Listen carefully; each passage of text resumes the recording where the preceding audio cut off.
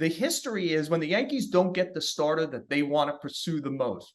Randy Johnson, Verlander, Schilling, Cliff Lee a couple of different times. It ends up usually biting them. Cole, by the way, when he was a Pirate and went to the Astros, at this moment, the rotation isn't as strong. They went for the second guy for Frankie Montas instead of Castillo because they clearly didn't want to give up Anthony Volpe. I'm not sure if they win the fight even with Volpe. It seemed that Cincinnati really liked those Seattle prospects.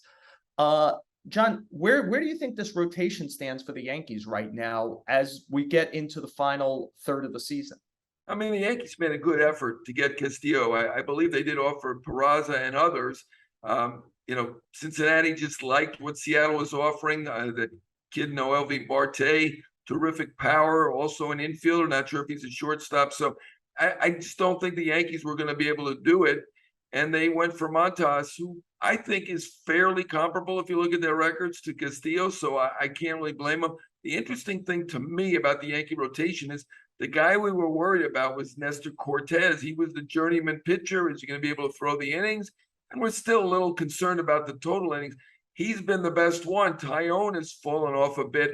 Cole, I mean, he was an all-star, deservedly so, but he's now fallen off to the point where you're looking at that overall record. He's clearly not the $324 million pitcher that they were hoping he would be. He does lead the league in strikeouts, but in the end, what does that get you? He's not preventing runs.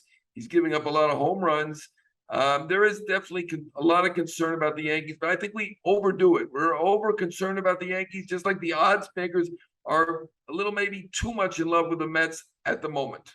Yeah, we're all kind of victims of the moment. The immediacy bias is strong.